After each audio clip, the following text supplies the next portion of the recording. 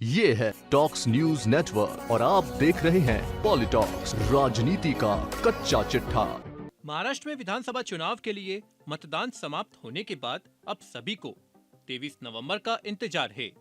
शनिवार को चुनाव के नतीजे आने हैं।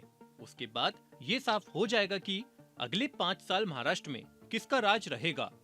सत्ताधारी महायुति और महाविकास आघाड़ी दोनों ने ही अपनी अपनी जीत का दावा किया है। इस बीच महाराष्ट्र कांग्रेस अध्यक्ष नाना पटोले ने भी एक बड़ा बयान दिया है। एग्जिट पोल में भारतीय जनता पार्टी की बढ़त और डिप्टी सीएम देवेंद्र फडणवीस के जीत वाले दावे को लेकर नाना पटोले ने कहा कि देवेंद्र फडणवीस को हवा में ही रहने दो।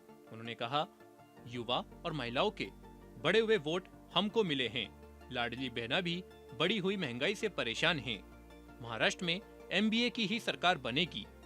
बीजेपी को घेरते हुए नाना पटोले ने कहा कि बीजेपी दारू और पैसे के दम जीतने की कोशिश कर रही है। ये हर चीज को जिहाद बोलते हैं, तो ये भी नोट जिहाद और वोट जिहाद था। तो इनके विनोद तावड़े और वानखड़े नोट जिहाद और वोट जिहाद कर रहे थे। महाविकास आघाड़ी की सरकार बनने और सीएम चेहरे पर नाना पटोले ने कहा कि आज इस पर कुछ नहीं कहूंगा, मगर सरकार बनती है तो बिल्कुल तीनों पार्टियां भाग लेगी।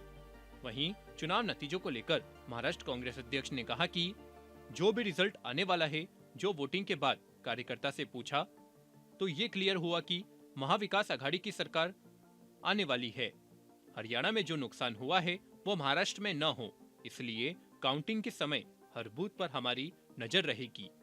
काउंटिंग में जाने वाले लोगों को हम सूचना देंगे और कहीं भी कोई गफलत न हो, इस पर हम ध्यान रखेंगे।